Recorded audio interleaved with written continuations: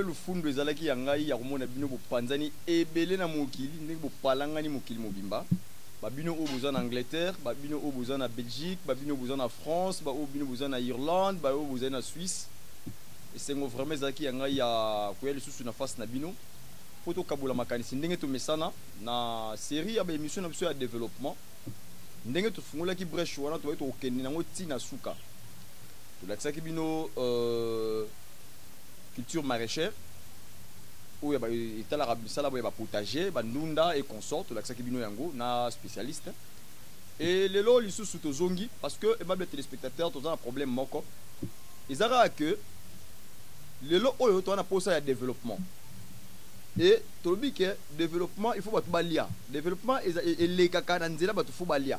Ça dit so ba tout baliete développement oyati. C'est-à-dire il faut qu'on produire. Il faut que ça bilanga ko tourner mabele pour ko pesa batu biloko ko lia ndeba zo makasi ba ba ko produire.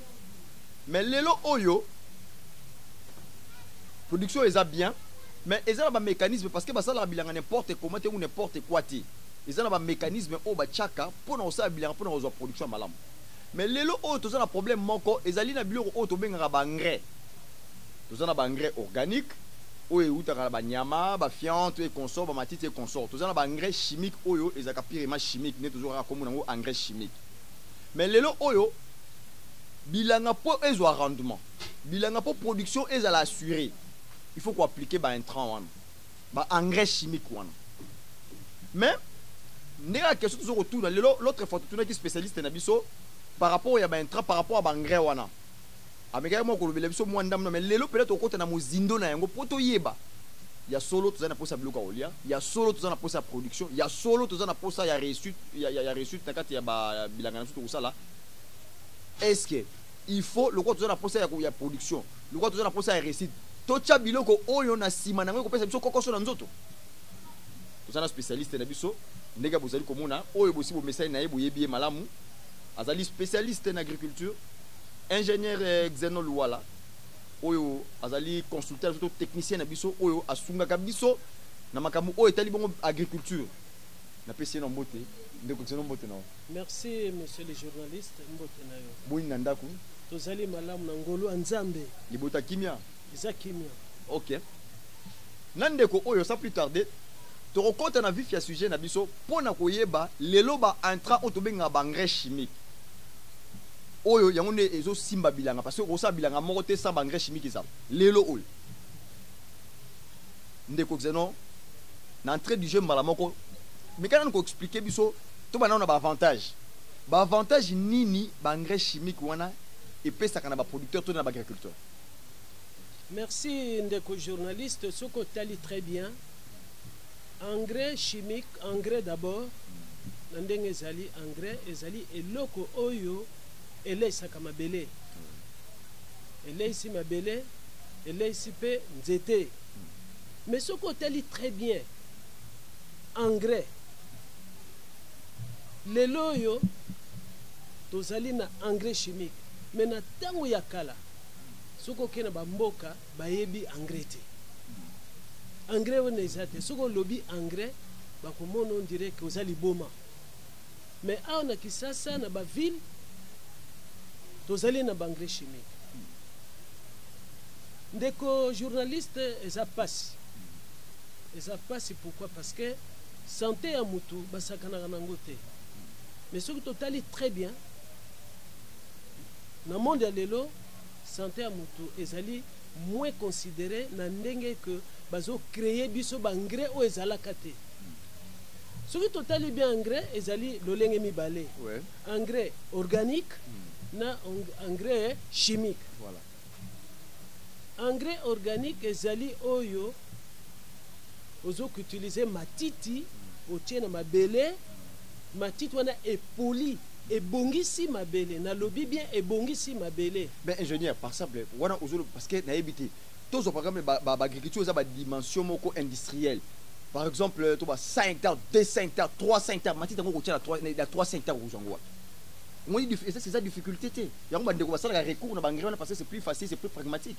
c'est bien bon d'utiliser matiti wana mais na 300 hectares on joue matiti wana pour tchana 300 hectares oui ndeko journaliste ozoloba hectare bien sûr mais ya mutu eza santé ya mutu OK ya mutu eza santé ya mutu ezali mpona monene bilanga te ande tozali awa terminus na biso ezali santé ya mutu parce que okoki kozala na ba hectare na yo mais hectare wana soki mutu azali na santé ya malamu te akosala pe hectare te puisque machine wana koutiliser mutu nde akomata na kati ya machine wana amanipule yango nsima bilanga emonani mais na minute oyo mutu santé ezali malamu te eza kitoko te engrais organique na ba surface minene wana oui bakoki koutiliser engrais chimique na boyi te bo yango nde kokolisa nuki biloko na biso toboyi te mais en retour na nzoto na biso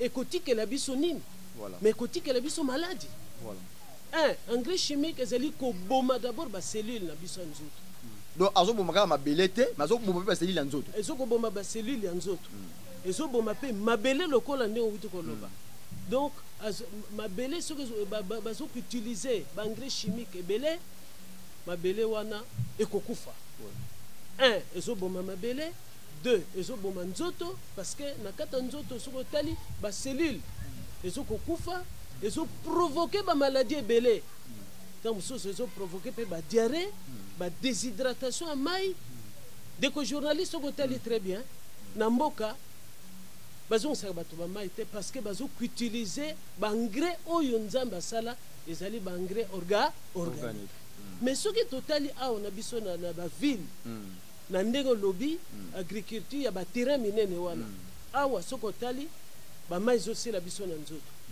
awa okomona très bien bamaladi epai na epai bon même sur le plan organoleptico goût soki otali oloni matembele ya nsima ndako otie eloko te na oyo tozotia baengrais ebele na goût mpe na soupe soki ozali kotala très bien okomona très bien matembele ya nsima ndako ezali na goût ya koleka oyo tozotia bakisi ozokomona alors goût eza te soupe nango ezali mwindu ntango ozolia yango ezokausa mpe mai na nzoto ya moto mais tokoki kolobaka engrais chimique eza kitoko te eza kitoko te ndeko na ngai journaliste eza kitoko te d'où nazali koloba awa en tant que ingénieur agronome parce que ezali recommandation bien sûr engrais ezali bien parce que kokolisa noki oteki ozwi mbongo na boyi te mais en retour yo moto ozokoutilize engrais wana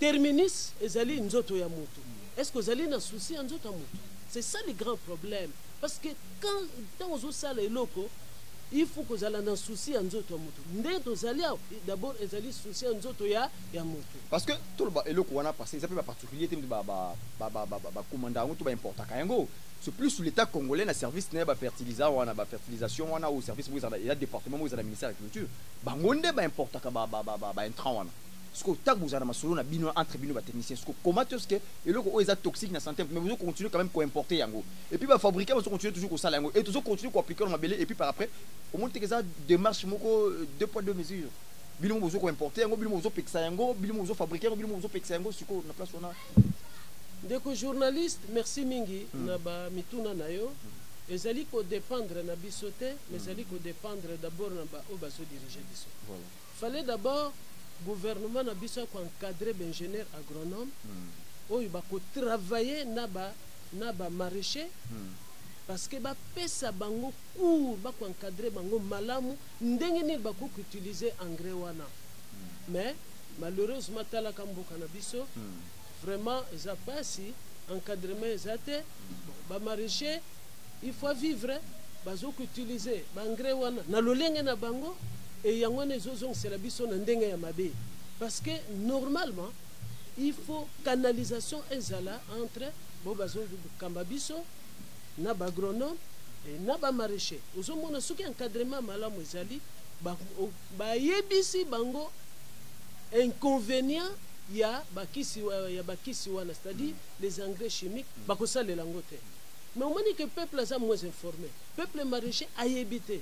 Azomona kambo puisque azana pasi azomona no tikana kuutiliser engrais mais oyo méfait des avantages inconvénients ya engrais na nzoto ya mutu ayebi yango te voilà na mabele ayebi yango te donc faute ezali bao bazokamba biso ndeko faute ezali ba o bazokamba biso mais bino ba technicien pe vous en a pas responsabilité parce que bino nde boza ba leader éclairé parce que na domaine nyos tout toza quand même na ba spécialiste nango na ba domaine nyos tout toza na bato bazalaka ba éclairer na secteur pour ba orienter bato pour kaka la bonne déroulement tout na bien na petit quotidien moko ya malamu ya population mais bino pe quelque part par responsabilité ali hein tozo monto landaka bino trop mais bosala ba séminaire te pour na ko sensibiliser ba paysans vous avez un terrain belé ba encadrer ba marché mais parce que continuer ko appliquer par exemple le temps le roi terrain tuenge na machine côté à Sifoko ba gronome bazawana et ba faire ba encadrer ba paysan mais parce que continuer toujours appliquer au vu eux aussi na ba tout donc tu évites quelque part parce que l'agriculture aussi quelque part ça fait business est-ce que les lots au coup rassurer biso que ceux qui appliquent au sein de l'agriculture moko ça pour autant qu'on appliquer ben travail to engrais chimique on a est-ce qu'on peut sa rentabilité parce que les lots to comment na ba pragmatisme hein avec que nous on a 1 hectare ah so koni to tche engrais na 1 hectare par exemple 100 sacs donc déjà au préalable au yebi déjà quelque chose bilango on a sali yango te so na sali na appliquer ba méthodologie on a besoin 100 sacs mais est-ce que na ba engrais organique yo solo ba wana est-ce que vous avez pragmatique ndengwana ou bien monsieur le journaliste merci mingi au bandi d'abord na biso ba agronome oyo sur terrain ba agronome baza sur terrain baza surtout ba agronome te ezali kaka akoti moi cours moko boye azui moi pratique mais bazali ba agronome te parce que pour être appelé agronome normalement faut la filière normale faut que vraiment que ça la faculté de sciences agronomiques au bandi au sali section agricole au KI on l'a dit vraiment spécialité wano babengaka faculté de sciences agronomiques mais ce que tali bien bao bazali na terrain mingi soko sengi bango diplôme agronomique bazana ngote voilà mais ils se font agronome pour se faire valoir voilà yangwana siko lokola yebité problème sous yango wana problème sous nde yango wana mais ndenge na uto yebisa yo il aurait fallu que gouvernement a engagé parce que ça mosala gouvernement voilà a s'occuper na ba agronome avec son encadrement a tinda bango na ba place spécialisée pour ba encadrer ba maraîcher voilà mais basala kangote mais au basa sur terrain basa ba agronome ils se font des agronomes bon na question na yo ami balé oui je suis convaincu ceux qui tozui ba machine wana to tandango na ba surface moko ya kosakana te na ndenge to sala na ba culture industrielle soki batia yango pe na ba machine wana to tche seulement na côté pe matière organique mabele ko répondre très bien inconvénient moko ezate mais siko expliquer ba ngé ngo za pe belé beto bona mususu rola mungwa bloko mususu ya soki bleu mususu ya soki rose siko nyoso to ezaka na rôle moko ou bien mais quand on explique biso sur le plan scientifique parce que bandeko ça un peu pragmatique bandeko Hollanda va comprendre pena ba différents engrais wana monsieur oya roi mungwa wana comme on a nini ça rôle nini ou ça net bleu bon monsieur moi ba graine minine quand on explique biso ba engrais ce qui totali ndena utoloba tozali na deux catégories d'engrais engrais organique na engrais chimique mais ce qui to côté d'abord na ba engrais chimique engrais chimique ezali deux catégories d'abord sur total yango bien ezali na engrais chimique naturel na engrais chimique artificiel voilà engrais chimique naturel ezali ba kuna ezali ka belema chimique oyo belema chimique oyo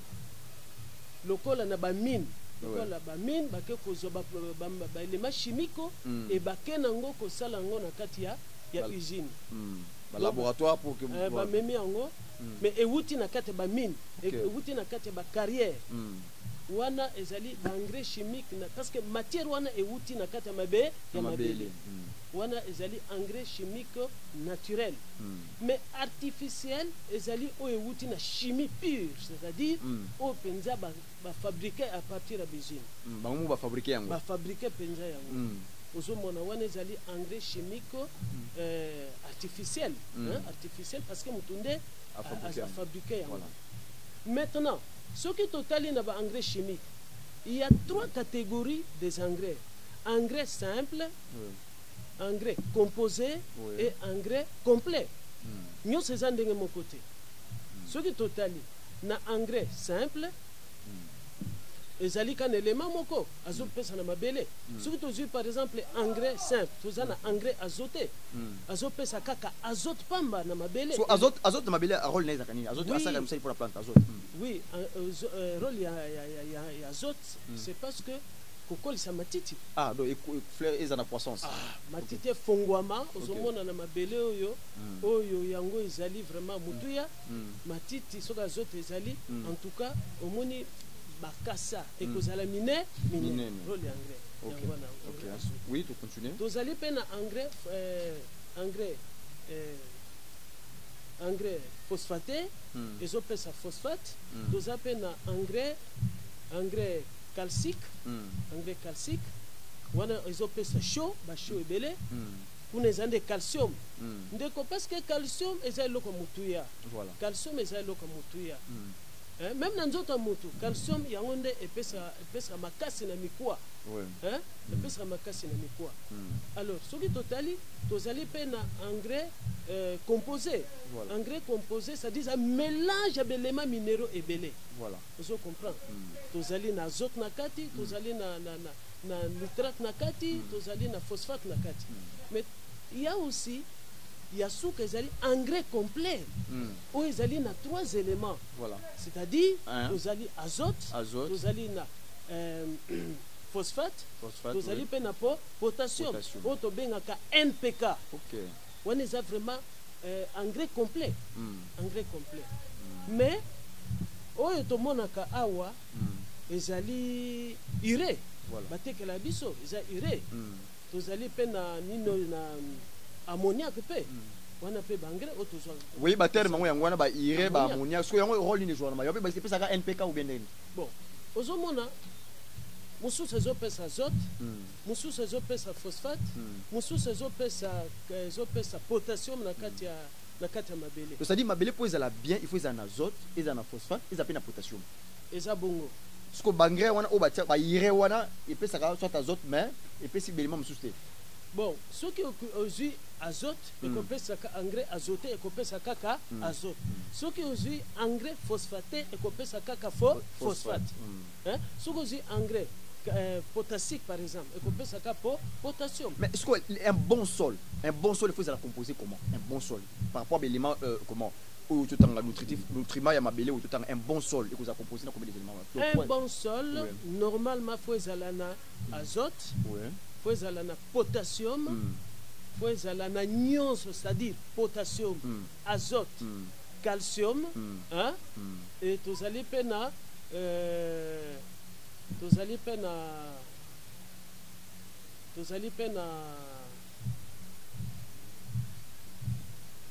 nitrate aussi voilà ozo comprendre nyonso wana ezali mutu ya mpona mabele voilà parce que omoni baéléments minéraux wana éléments minéraux moko na moko eza na mosala nango na kata plante mosusu ezali mpona fructification ya mbuma bambuma mpo ebima ozo comprendre ezosenga baéléments chimique wana ozo comprendre mpona bokoli ya matiti c'est l'azote est-ce que ozo comprendre nazo comprendre oui bandeko bazolanda bazo comprendre eza mutu ya makasi baéléments eza mutu ya makasi mais le grand problème c'est quoi ndenge totelemi awa ezali problème ya santé ya moto terminus nango sikoyo donc biso soki toleki na mission oyo ezali koyebisa ke oui engrais chimique eza bien mpona bokoli ya biloko mais na santé ya moto en tout cas eza kitoko te eza kitoko te na santé ya moto eza kitoko te wana maloba spécialiste parce que aimable téléspectateurs de Zaïre Télévision les autres on a pour sa production oui mais est-ce que tu produis poison appelons ça comme ça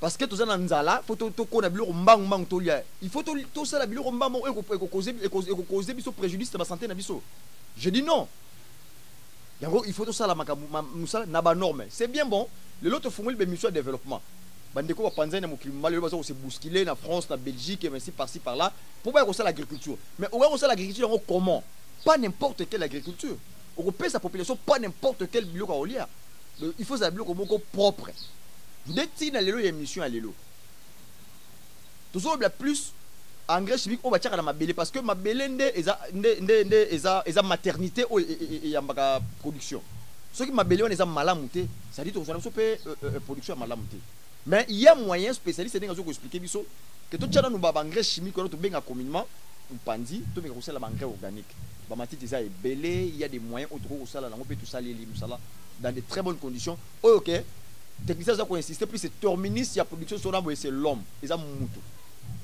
so to koni masango ebele poka musuka nango mutu alia to koni ndunde bele poka mutu alia mais toujours peut ça mutu en qualité ya biloko ya ndenge nini c'est bien bon de produire en quantité mais avec quelle valeur nutritive avec quelle valeur nutritive donc on se comprend donc il faut que tu comprendre que le engrais chimique on a technicien aza ko beta pena c'était le loke ezali malamu te na santé ezali malamu te engrais chimique on a eza mabe eza non eza surtout tena kati sango eza bolamu ka mukie bolamu na mukie o récupérer mbongo no mbangu bolamu na ngwa mukie et o zo ta mingi te pour o récolter mais tala so inconvénient nango to eko bomisa bato ça dit yo ozular na yo tche na poche c'est bien mbangu mais ou laisser bato poisson nous oboma bato appétit fait ingénieur et question monsieur linga en esprit tu as ba difficulté mususu bandeko basaka par exemple parce que tu as plus na li plus to parler non na mabele lelo tu as plus na mabele parce que mabele nde mutu eza maternité o epesa ka production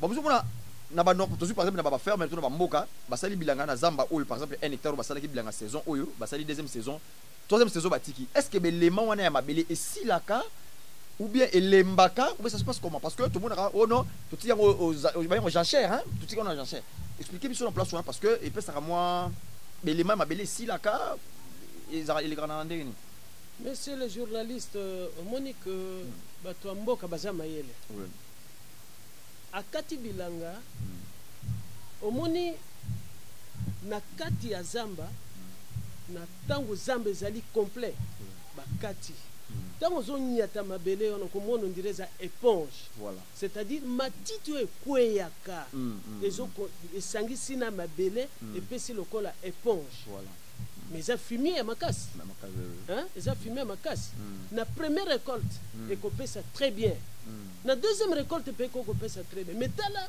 mayele ya bato mboka bi non biso to lingi siko to kwa croître production na biso fallait maintenant to tika yango banzete ebima bakasa ekweya po mabele ezwa lisusu ba fertilité mususu donc bakasa ezokweya wana donc so to comprendre bien c'est que ba élément ya vitamine on a mabele et si la ka na so ko zo sabilanga tant ba plante ezako bote ezako melape ba vitamine wana oui mais ezali cycle mobimba OK na tango monique déjà ekweyi oloni bon bankona wana ezo bena siko vitamine ezalaki na place wana ozomona na première récolte oko récolter ebele et ba mbuma lokola ba masangu ekozala mine parce que e gagner vraiment ba vitamine na mabele wana mais omoni sikoyo bato ya mboka bazama ya vino to lingi siko to silisa yango te oui ekobima nango parce que ekobima mabele za riche mais po bazwa bankone ya bien ya monene na bien bankone de valeur bazotika mabele wana lisusu pour se recycler c'est recycler alors na minute wana soki ekoli banzete batiki banzete ebimi matiti ekwei lisusu bo matiti wana ezokopola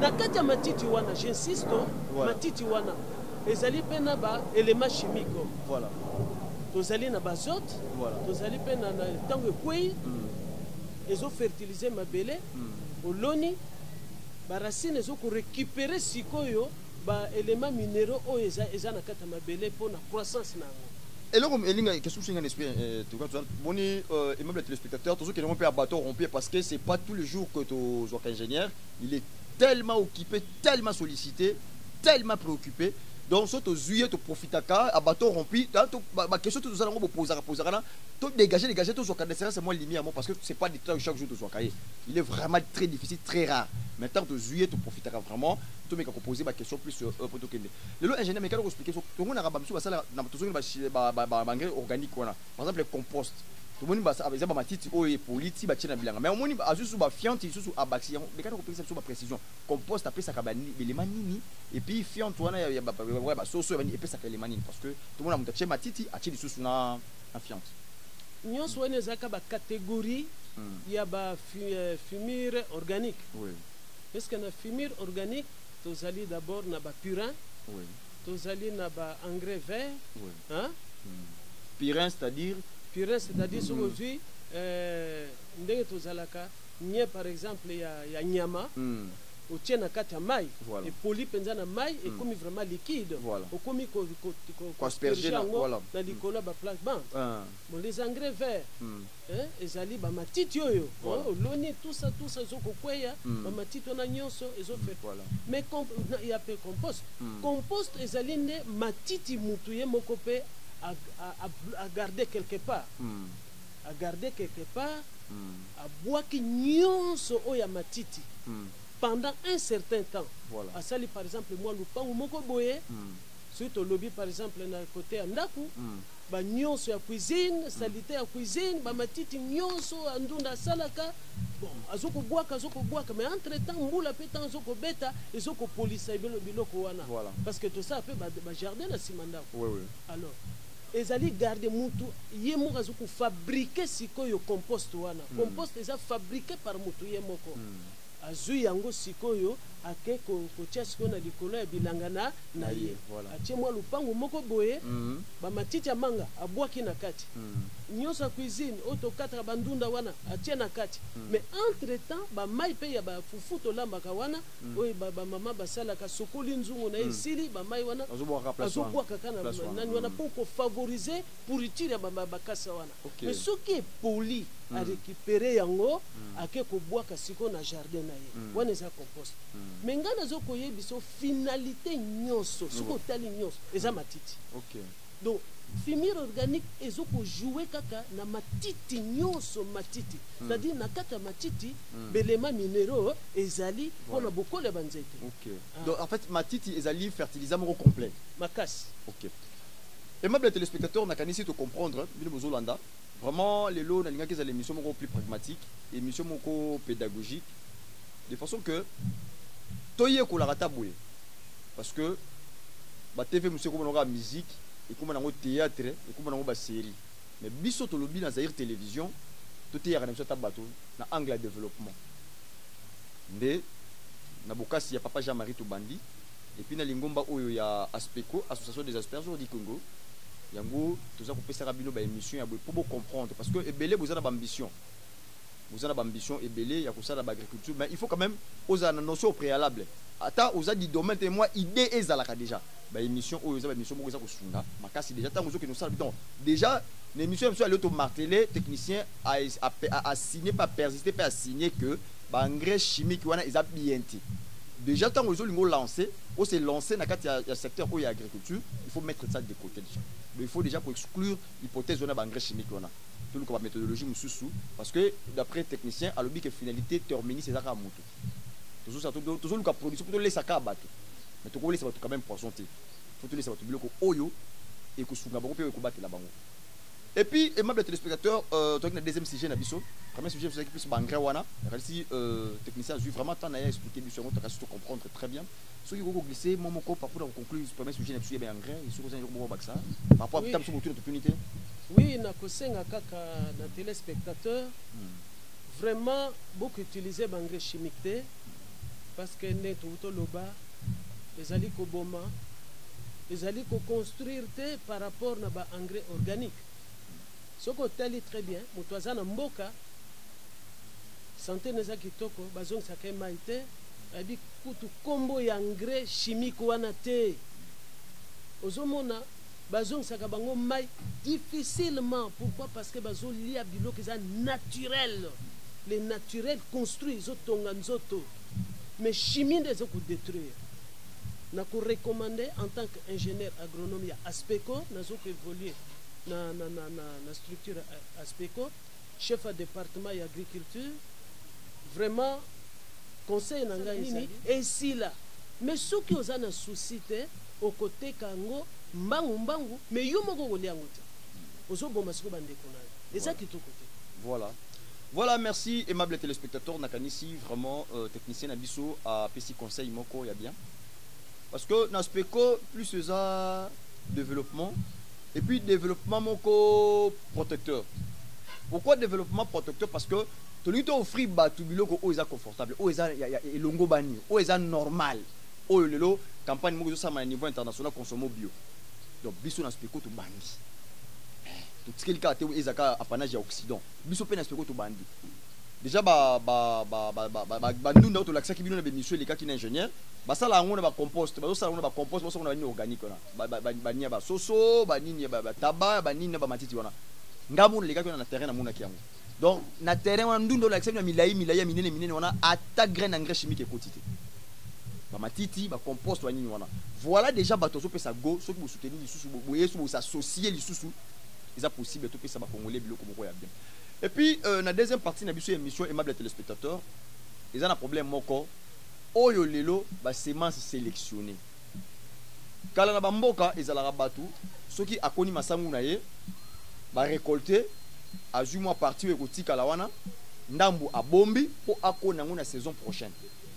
Mais curieusement lelo o déjà comment na ba c'est pas moi ba boutique de semences, tout ba magasin de semences.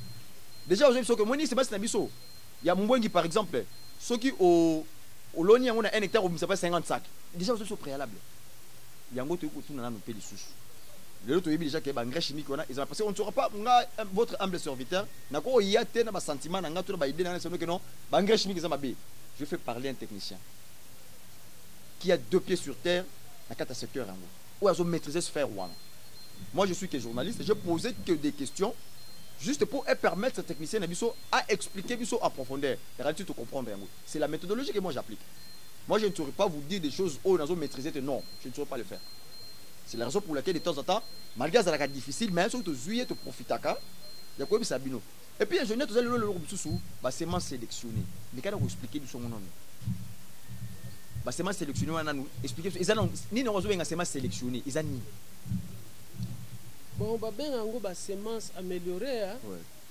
Bah ben en gros bah semences améliorées parce que il y a des semences naturelles et les semences améliorées. Ouais. Améliorées, c'est-à-dire il y a eu quelque chose au et subir transformation. Subir transformation. Ouais. C'est-à-dire intervention à mon côté. Voilà. Bah semences naturelles, ce que tu as na mboka. Au komona, on doit produire masangu na ye, à garder on a kati à grenier na ye. Si esali ataba 6 mois période de récolte aye à longoli à loni wana problème ezate. Mais tozali na ba semences améliorées. Semences améliorées, c'est-à-dire il y a eu l'intervention de la chimie. Oui. Chimie est koti na kati. Toujours chimie. Ndenge kotaki na engrais. Ouais. Toujours chimie pour na ko modifier composition chimique ya graine wana. École mbangu école mbangu et puis résultat quand même ils la probant voilà mais quand même ils l'ont bêté c'est bien sûr et kokola nango mais dans la lobaki que ça soit les engrais chimiques que ça soit les semences améliorées auto benga tant mususu organisme génétiquement modifié les OGM et ça qui to côté na santé à moto. Parce que ADN nango ils a déjà changé. Tant que besoin pour changer qui c'est grain wana. Ils ont soit nzambete. Voilà. Bon baki si et loko mususu en dehors oyo ya nzambe atikaki. Et ça mais quand même peut se relire rapidement. Oui, ndeko journaliste, problème ezali te que ya rapide. Ngana zali ko yebisa yo problème ezali mutu. Ezali mutu. Omoni bambuma wana. Même sur le goût, et ça qui est au côté. Ce que je ma sangu oyo penza et routine de ya nature. Na oyo bazali c'est et goût ça qui est au côté. Et ça qui est au côté. Et ça qui est au côté ndeko journaliste. Bon, ce qui totali pe na santé ya mutu. Tango zolia yango chimie wana ezokende ko boma vraiment biloko belé na nzoto lokola ndenge to lobe engrais. Voilà. Parce que na bamboka de na lobaki surtout zili sunde to lobaki na bangrais bayebi makama engrais te bayebi kaka engrais organique bon bayebi pe ba semence améliorée te voilà mais tala santé na bango ndeko journaliste biso to na kata Kinshasa soko comparer na mutu azana mboka azo sala misala makasi azo kata bilanga ndeko journaliste azana hémorroïde te voilà aza na hémorroïde te mai mpe esilaka ye te jamais abelaka pamba pamba me tala biso awa mai ezosila biso badiare pamba pamba e soki otali baselule eza te moto oyo mpenza soki omoni très bien otali ye boye nzoto elembi donc maladi moke ekoya ezwi ye ememi ye rapidement mpo na nini bakisi wana ezokoboma biso à petit feu mais tozali kose rendre compte te donc c'est la chimie chimie eza mabe ndenge tolobaki na anglais eza mabe les semences améliorées monsieur le journaliste eza kitoko te les semences améliorées eza kitoko te mais quand même lelo oyo batie yango pour garantir quand même production pour garantir production parce que avant que batia biloko wana marché quand même il y a des mots au préalable ça la primordial ba étude mo ça la maka batala rapide ba paramètres wana nyonso tout après ba tia quand même na marché est-ce que ba moteur ba kangaki misu na place wana ou comment parce que responsabilité ce sont les cas agronome parce que même ba modifier ka ba graine wana ezaka ka agronome soki totali ndeko journaliste ba semence wana ezalaka importé ezalaka importé soki otali bamindele bango moko donc mosusu basalelaka yango te soki otali bien mais bazotina yango na afrique mpo baboma bacongolais bango moko basalela yango te bakoti na labo baprépare yango bien basali bakisi wana mpo baboma banoir bango moko soki otali très bien basalela yango te parce que oui je confirme qu'à niveau européen campagne moza consomme bio campagne sotambola na bamboka lokola ba France ba Belgique campagne neza makasi ça dit bio zaka oyo ba appliquer ba engrais organique wana ou esami na ba norme moko boye ba exclure ba bloka ba kisi wana mais ce que vous na sco donc responsabilité puis vous monter responsabilité zo na ba agronome o ya Congo surtout parce que tout dans Congo to robeta basolo Madagascar awate to beta basolo ya Congo parce que tout dans Congo bino ba ingénieur agronome congolais face ya eloko wana est-ce que vous aussi la ta plaidoyer mais tout le monde ta marche par exemple les agronomes babimina baba tamoli contre les engrais contre le semence amélioré mais initiative rien parce que vous le baka vous cautionner yango et ils ont oui ba laisse rabino déjà bukangi misu ça se passe comment oui monsieur le journaliste merci mingi na ndengo za kozongela biso mais soko tali très bien la structure ya ba agronome soko tali très bien oui structure ezali ya ba agronome ya RDC mais en tout cas poto comme à niveau zokoloba wana il faudra moi subside ezala c'est-à-dire bakoko financer et ba agronome bakoti na kata misala voilà ozo comprendre mais soki totali bien oui ba engrais wana ezali fabriqué na ba laboratoire chimique oui biso tokosala ndenge nini ndenge utoloba biso ba agronome tokopekisa kaka mais sinon quant à la fabrication tozana ba matériel nyonso te ya kosala bakisi wana mais nous soki yesu tozala kisika moko si le gouvernement allait nous encadrer ozo comprendre na gouvernement na biso tolingaki kaka topekisa usage ya ba semence wana na nzela moko na OCC OCC ne fait pas entrer de telles semences parce que ya wana nde ezoko boma biso mais de manière éparpillée voilà mutu na mutu vu cette crise que nous avons moko azana Kisangani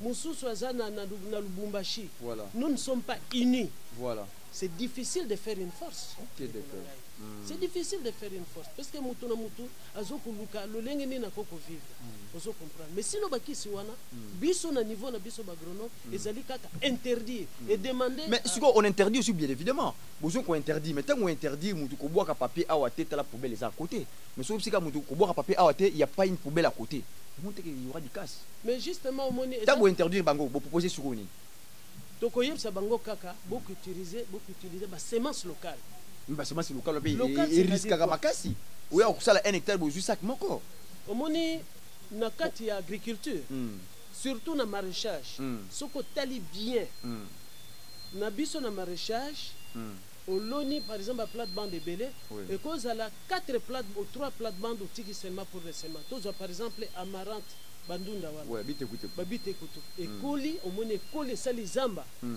j'ai vu ça abi koto na kosimba te eza ba semence na ngai et ko bote belé soko tali très bien bazoko produire vraiment ba grain belé et bazote kango kana kata ville Kinshasa c'est un problème seulement de volonté biso moko tokosala basemence na biso ya biso moko soki toza na 15 totiki par exemple 5 pour les semences et omoni tokozwa basemence propre ya biso moko ayant vraiment un pouvoir germinatif élevé et tokoza na problème te mais tellement que nous voulons seulement l'argent vu la crise oyo ezokogete biso. Et la réussite aussi, un facteur réussite les alliés parce que ce qu'on appliqué semence amélioré au kanino miso ou là il no pongé hein. Bon, semence améliorée quand il vient miso là il no pongé que no ekosimba nango hein. Ekosimba nango dans ce sens que ekosimba mais qu'on peut échouer. Ce qui pouvoir germinatif nango ezate parce que ce qu'on tali très bien ba semence améliorée wana première récolte deuxième récolte on a simé gopé saté parce que le pouvoir diminue. Parce que ADN nango déjà ADN ba gène nango ezali déjà modifié par rapport na oyo ezui ata traitement chimique te tala nazali kopé ce exemple monsieur le journaliste oui mbuma ya lisangu na niveau ya intérieur et banaka mbula ni ajutant mais ti lelo masangu toujours tozali ko mais zo exercice wana lelo nga na pe ce exercice wana yo posa na jardin bana poto biso tout aux exercices oyo to landa technicien exercice ngo zani to zo biso so ouais soit par exemple aubergine o ezani na semence améliorée oui tala ba mbula o lisango esala na intérieur plusieurs décennies soit sikoyo semence améliorée banana ngo lelo mais après 15 ans keneka na semence wana je crois bien qu'après quelques heures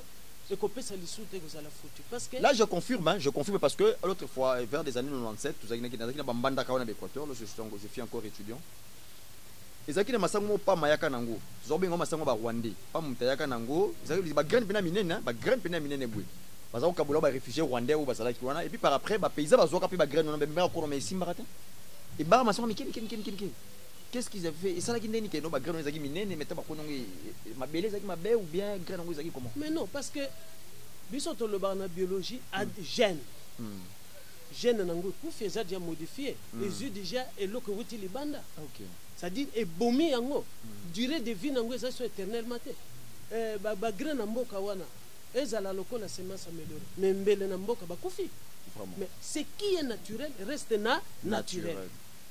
Donc le lozo conseil bato nini par rapport ya bandeko bani ko sala quand même agriculture à grande échelle o ba visera déjà non tonga na somba 10 hectares 20 hectares na chamba na basta commander ba semence améliorer mbala moko pan et tout ça ma solution ko conseil ba nini oui ndeko na ngai lokola biso na aspeko oui je vous dis que toko sala hectare rebelle mais toko ko sala jamais ba semence améliorée OK toko sala la yangote soki semence eza moke toko sala ba germoire to sali yango pour to produire ba semence ebele et ce qui est comme ebele to lo nango siko na kata ba jardin na biso bino bozo sala bilango na ko senga bino bo soko ezala na niveau poto en tout cas tika ba semence améliorée wana et ça qui to côté et na biso toza na kata intérieur en tout cas tozo ko combattre loko wana parce que ça qui to côté en tout cas pour Lukakaka à préserver et conserver ma semence naturelle. Pourquoi? Parce qu'il y a des opés sa santé et des opés sa maladie, monsieur le journaliste. Ça j'insiste. Oui. Les opés sa maladie. Parce que je vous ai dit, nanyoso nanakolia ezali mutu. Mais il faut combattre la camé mutu ango, monsieur le journaliste. Mais ce que vous savez, il pour la mutu ango. Mais ce que vous produire parce que tu veux avoir l'argent, monsieur le journaliste. Vous allez associer à Moutouté. Mais vous êtes assassin. Vraiment. Vous êtes assassin. Mais vous m'avez mélangoté, monsieur le journaliste. L'onandunda wana. Après quelques jours, durée à l'estivage, il y a un grain et qui dit malamouté. Yo moko koliangote, mbangoke côté que là-bas. Nous sommes sorciers. Voilà. Plus qu'un sorcier. Baza sorcier plus qu'un sorcier. On a malobaya technicien, ingénieur Xenoluala. Nabisa bino bandeko lingombo aspeko particularité nango je ne cesse de le dire organisation ça dit bah, parce que niveau organisation bango utara niveau de conscience na bango en commençant par le président Ouseni Solomon Abintou qui est le représentant légal de cette institution na ba collaborateur na tout conscience ya nyama ça dit batu moko bayebi maramba osala et puis balingi biloko ba osala et puis baza na souci ya biloko ba osala ça dit bango bazomona kongo ya ndenge mususu bango mona Congo bango vivre na Congo réel te bango Congo bango ba projeter déjà Congo moko développer sur tout le plan. Vraiment plaisir ezaki yangai lisusu ya kotia maboko ne ba na français mettre la main sur ces grands hommes. Ingénieur Dizono Luala oyo azali technicien consultant spécialiste, c'est-à-dire bino tout au besoin de difficulté. Vous avez déjà affaire menayo quelque part déjà surtout bino la porte vous avez affaire menayo quelque part sur ligne encadrement ya malonga. Ingénieur auti ko marteler le comment quoi plus le lo ngapeka ndena za bebu ndena osala bemission bilanga bo ba notion zo ko ba bo zo boaka wana ba pouvoir germinatif ba nezo kotati. Na ko m'appeler terme na agronome. Na nenga bien. Parce que qui tout est possible. Ozo ko ya plus laboratoire moko émotionnellement inéquipé. Et baza na connaissance comment requise. Yango besoin aujourd'hui ba échec, yango besoin aujourd'hui ba difficulté. Il est là disponible. Hormis Lingomba Aspeko, vous consulter en tant que consultant privé. Na Lingomba adore Lingomba Aspeko, on peut ça autorisation ba continuer, on peut ça autorisation, a pas encadrer puis après sur orientation et puis aussi production moko ya bien. Parce que le lo oyo tout ça quand ça que le lo pour ça bilanga malunga parce que ça ça programme tout ça te inclure ya déjà bangre. Na budget na biso, to na programmation na biso, doit inclure déjà bangre. OK le lo oyo technicien atali biso que to ça bilanga ça bangre na pe simbi non. Nous avons utopisme, mais nous avons un rêve que le taureau ça bilanga normal, ça peut appliquer ben 30 ans. Et puis c'est minant. Et les lois lui sont l'idée non. Ils sont tout tant ça bien que celui qui va s'améliorer parce que et reporter. Et même peut-être n'a participé qui l'année passée na foire agricole, mon co Zaki na académie des beaux-arts pour ceux qui savent Kinshasa. Zaki ministère de l'agriculture provinciale. Ndé organisé qui forum wana to foire agricole wana. Mais na contexte na stand moko baton ba de Congo bazaka so bakasangulu quelque part wana ba ba semence améliorer wana. Déjà ozo yebisa yo au moins pas biso 1 kg de semence na biso pesa déjà autant de tonnes. Déjà dans ça ko bilanga te. Au moins moins 1 kg boy mais ba 1 kg so lo nyango et pesa déjà autant. Mais le lo technicien spécialiste à l'exception qui connaît ça mabe. Donc et le nyonso e koti kisi. Ezo boma petit fait. Le loté, l'obité. C'est bien bon. Vous sali les lots, au lié au c'est plus le jimbongo. Malembe ou ko dépenser ko lekana mongo gagner comme le AVC quand tout le monde le AVC comme belé tout le monde le bébé les aki surpris comme un bébé moko a 2 ans diabétique et m'a fait le spectateur un bébé de 2 ans diabétique et j'ai coulé les larmes. Pourquoi tout ça ko lia parce que tout ça nanzala est-ce que le quoi tout ça nanzala faut tout lier n'importe quoi le quoi tout ça la pour ça ko lia il faut que tout produit n'importe quoi hors ba norme non. Restons bantou, restons africains, tout ça na ba valeur, tout ça na ba tradition na biso. Tout ça na ba belé o ba koko bazali ko sala. To zoka technologie ba koko wana. To appliquer ti le to za na so ba difficulté te.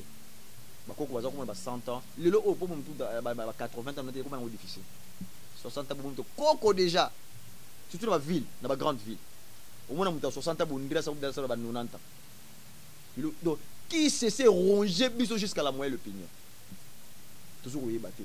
Toujours quand on moukier et jour et rebondir tout comme kabandoki tekinda ku pose on se faire soigner aussi m'appelle les sous-soutés donc on que il faut rester conduit sur na baliwa tous à la prudence c'est bien bon nous avons faim absolument nous avons faim bien évidemment nous avons besoin d'avoir quelque chose à mettre sous la dent mais dans les normes ça tient rien ouais tout ça compétition la moutouté essayez ba non que masango ça la à 3 mois. Après 3 mois, aux yeux résultats. Mais tout ce qui est dans la norme normale. Dans la norme traditionnelle, pourquoi tu modifies le pourquoi tu la vitesse poigne. Et puis la vitesse, ça ça bloquera bien dit. Bablo ils ont retourné contre Bisomoko. Ils ont reçu mon qui au balousi cano côté là ils ont prié sur la gâchette. Donc c'est juste ça. C'est qui à la base de Bablo retour au toujours comme on a. Donc restons rationnels, restons cartésiens, restons cohérents. Bablo toujours ça là. Parce qu'il s'agit de vies humaines. C'est bien bon. Lorsque nous cherchons à produire, lorsque nous cherchons, il y a qu'on multiplier production de blocs belé. C'est juste que pour tout ça va tout bloc à Olia. Et bloc à Olia, tout ça va tout faire bloc de qualité.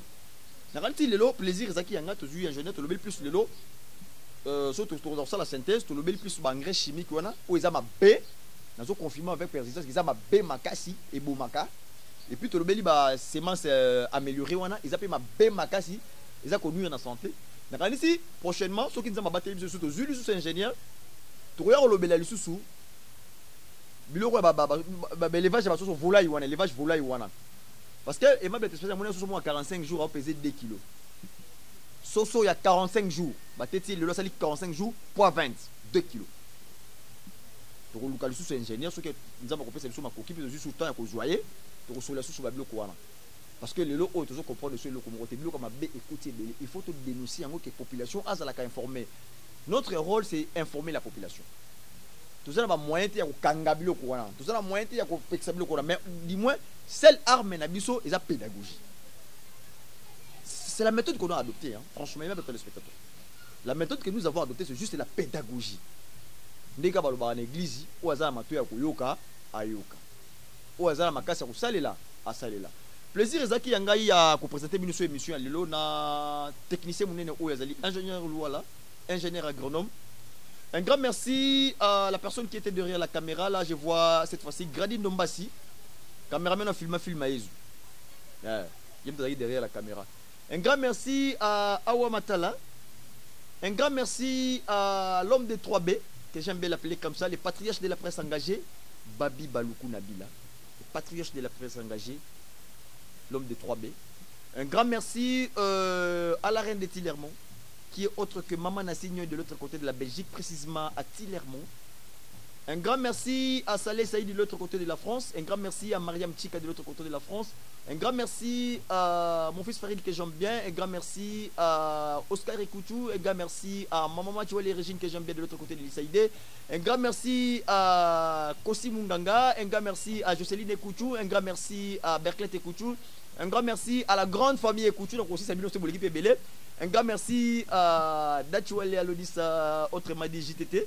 Un grand merci à Mimi Kassova, autrement dit l'autorité morale. Un grand merci Nabino Nyoso Oyo Pesakita Nabino Suprecieux. Un grand merci au boss, au pesanteur de la presse internationale, que j'aime bien l'appeler comme ça, le DG des Air Télévision, Papa Jean-Marie Tobandi, qui est autre que un opérateur de développement. Un grand merci à vous, boss. Nous sommes dans le matériel, dans l'assistance. Nous vous remercions toujours. Un grand merci à ma correspondant de la télévision au Bapanzé na Mokili, au France, au Afrique du Sud, dans l'Ingrabino Mingi. Moi qui est votre humble serviteur Daoud Ekoutou dans l'Ingrabino Mingi. Un grand merci à la journaliste à Kinshasa. Là, je vois Nancy. Un grand merci à Nancy. Un grand merci à Bande Konoso. Oh, il va passer qui est sur précieux pour la navigation de la tranche Oyo. Tu fungolé tu sais bino ka ke tu fungola ki tu fungoli brèche Oyo pour na côté toujours. Mais na promettre nega tu aura rendez-vous. Na ici prochainement na Olaxabino émission moko na tourna ki na conseil juridique ya Lingomba ou ya Speko. Ba avocat conseil na bango titulaire na Jonae. Na ici après émission Oyo na Olaxabino lisusu entretien toujours ki na bango parce que na cadre d'investissement il faut cadre juridique ils à l'aménager. Ngai na benga Lingomba ou ya Speko assiette moko consistante. Matériel confortable pour un potentiel investisseur sérieux. Sur un investisseur, bon, ça ne sert à rien. Donc, ONG ou Ezali qui offre une opportunité ébélée, à au moins dans 11 provinces de la République démocratique du Congo sur 26, et représenté valablement avec des activités concrètes. Azali na conseillerie juridique naie, tout cela qui peut na bango, Azali na 10 domaines d'intervention. Donc là, transport, agriculture, autonomie technicien, Azali chef à département agriculture, tout ça appelle le département de transport, le département de énergie, le santé. Donc, le domaine est tellement ébélé. Il y a une assiette consistante, matériel confortable pour le potentiel investisseur sérieux. Bino tout au beau dessus. Bino tout au beau dessus. Dans l'investissement dans RDC surtout. N'hésitez pas. Bino au beau un espace européen. Il y a une représentation de l'autre côté. Dans le Royaume-Uni, précisément à Londres, et puis il y a Papa Jean-Marie Tobandi, qui est le 2G des Air Télévision, le boss. Donc, vous contactez directement à Koulak Sabino, l'orientation de Nimoukou, pour que vous ayez ma belle, parce que le lot Aspeko a au moins plus de 25 000 hectares. Je dis bien 25 000 hectares. Il y a Zamba, Baterem Suzana, Zamba, Maï, Nakati Nango, Baterem Suzana, Nakati, qui déjà. Semaine prochaine déjà tu vas à Kinshasa, tu vas et puis les missions que ça sur place. Dans 5000 hectares au Azumikolo, il y a Machambio, juste sur le plateau de Bateke. Ils ont des zamba na kati, ils ont des maïs na kati, donc ils ont boulé, tu as ingénieur pour attaquer l'étude de faisabilité, une culture de la place et puis ça s'appelle la pisciculture. Oyo, tu as technicien, pour un terrain on a sur place, pour total la culture nini oyo akosala sur place pour appliquer le terrain on a des monsieur au 5000 hectares, je dis bien 5000 hectares ils en zamba na kati ils en sobe ils appellent ma maille na kati. La qualité technicien ceux qui vous en a moi les loba bukaboni na bandeko ceux qui message nous kopesa bango rapidement pour que support le. Merci monsieur le journaliste. Moi de fait ezali. Ouais. Batika bangre, batika basema s'améliorer. Investisseurs nyonso aza na poto zonga na mboka na yo na nzela ya Aspeco, surtout papa Jean-Marie Tomandi aza kuna bomona ye aza mukonzi munene, azali mukonzi munene représentant ya Aspeco kuna na mikila poto eza papa Jean-Marie Tomandi na nzela ya RTV bo contacter ye koya na ndenge na ya kincheki te komona biso tokoyamba yo te leka na nzela papa Jean-Marie parce que yende vraiment le grand boss de boss yende penza yende le grand cerveau na poto ezandi ye. Merci. Contactez comme ça oyo akozwa appelle le président Iseni na kati ya Kisasa tozo travailler tolali pongite boya ebele boya ko boma mbongo no kuna te tiango valeur na nzela